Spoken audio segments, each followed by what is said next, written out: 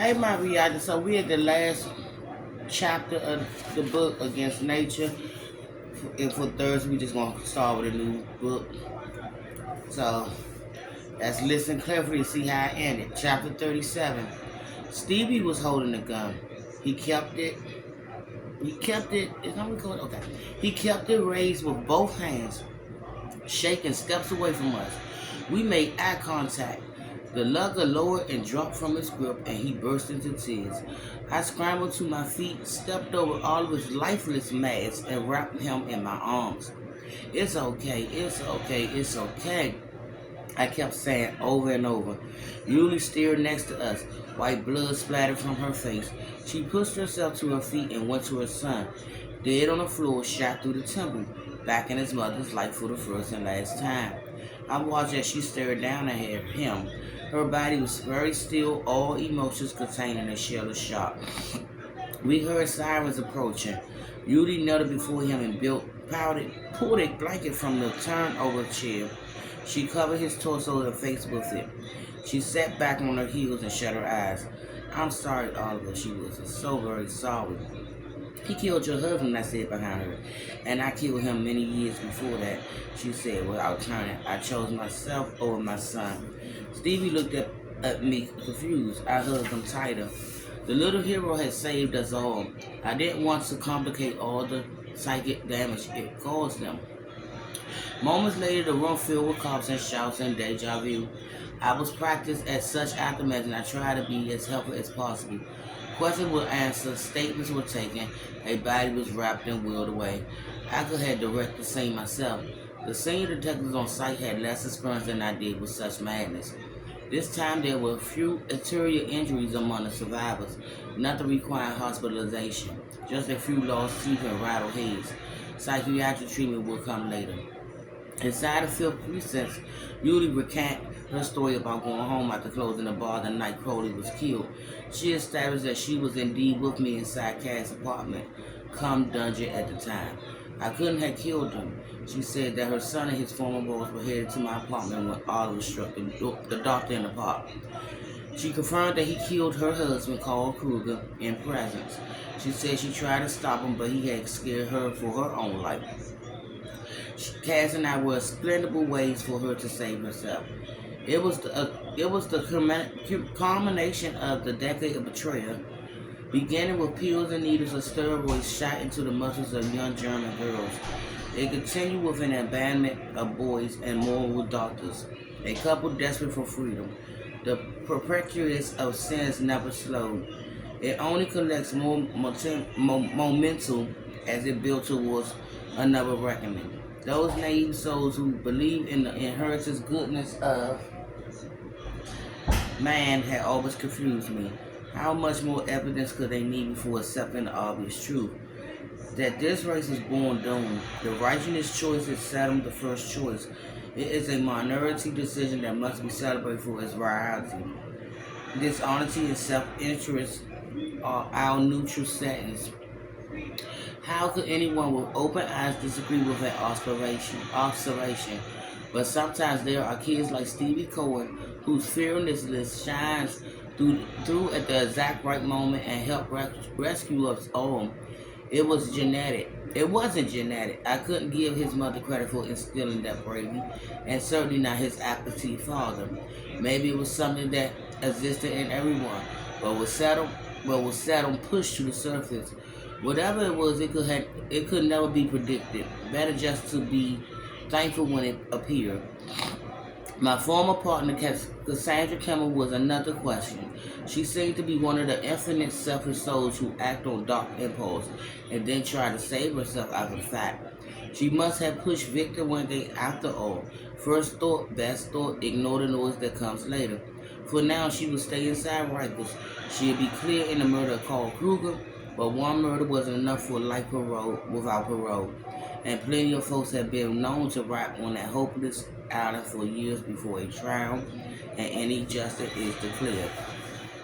It was a day later that Susie Wingate surfaced on the tabloid news program called Inside Edition. She was chumming the water for those bottom feeders, a wounded relative of scandal, a close spectator to a story full of sex and death, They probably tracked her down and convinced her to talk. A producer called and tried to persuade me to participate. He mentioned another private investigator turned talking head that showed had helped make famous. I hung up on him, but that night I made sure to tune into Susie's segment. They made her look like a grieving angel with her interview shot in sun-kissed morning light on her front porch outside Woodstock. For B-roll, the cameraman captured gorgeous scenes of the southern landscape. Why is this TV so loud? The shot moved through the woods along the trail Cass led me to the spot where Victor Wingate went over those falls, where my former partners was alleged to have pushed him.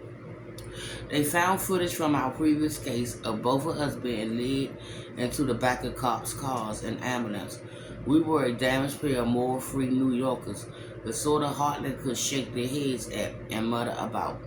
In her soundbite, Susie accused the media of missing the real story, her brother's murder. I don't care about that freak show in the city, she said, weeping. All the other stuff that happened later, the other deaths, I just miss my brother. Zoomed on the tear-streaked cheeks as she said, I love him so much. I turned it off and took a shower. Hoped it was the last I saw of her. If she had any sense left, she'd sell that mountain home of her brothers and live frugally off the proceeds.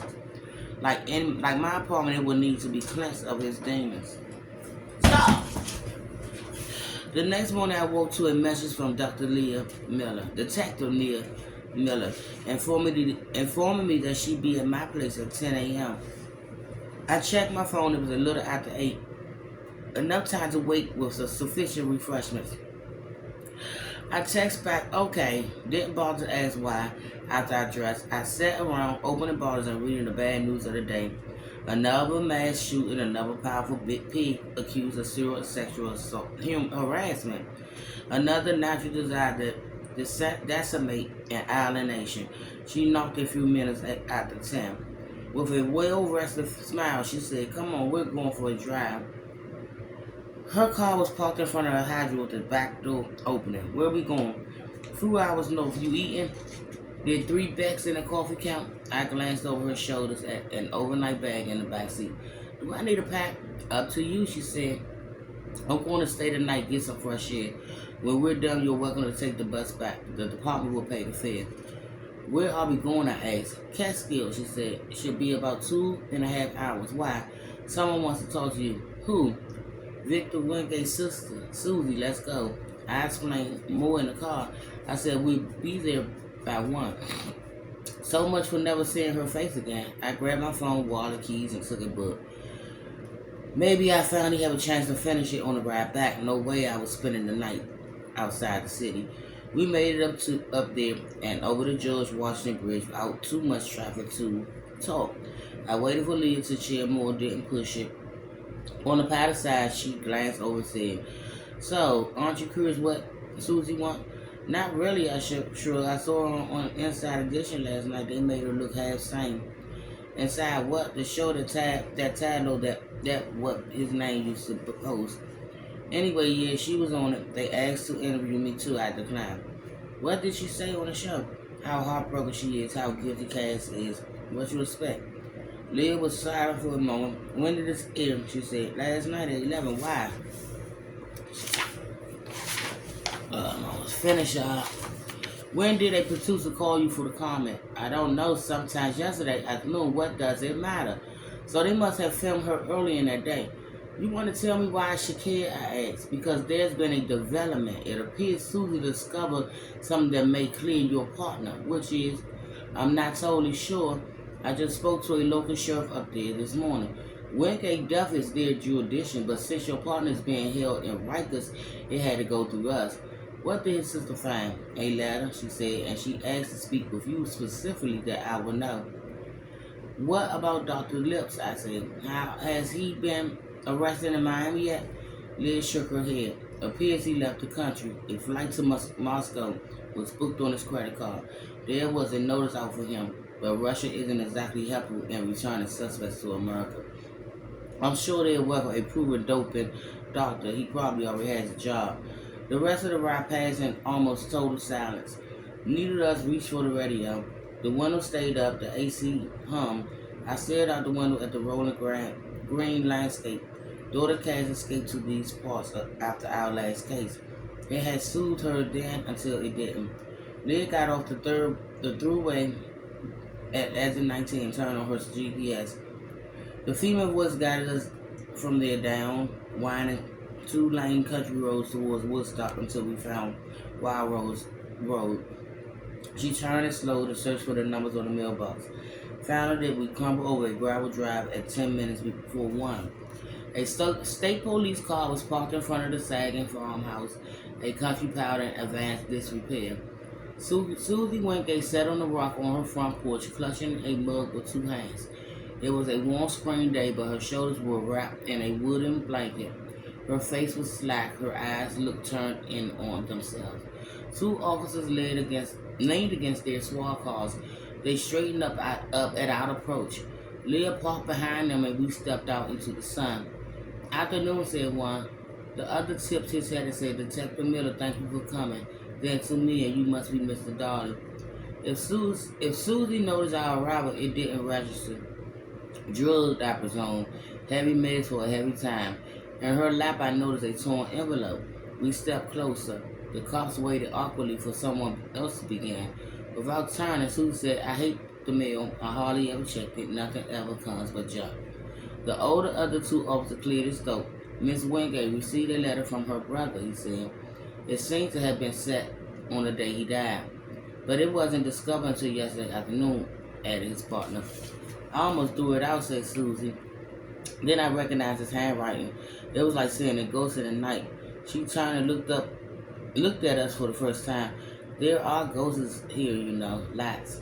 "Susie, is that the letter in your lap?" asked Leah. She glanced down at it, nodded. "I guess you'd like to see it." Leah went to her with caution. Susie appeared to be in a state of madness, but the slightest fright was liable to throw her into a frenzy. Leah stepped onto the porch, lifted the letter from her lap and backed away.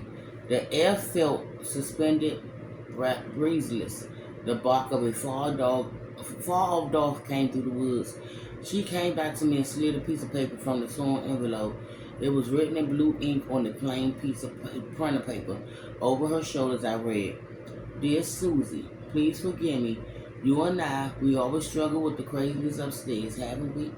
Remember that what Dad used to call it when the depression got to him too? The crazy upstairs. I always liked that.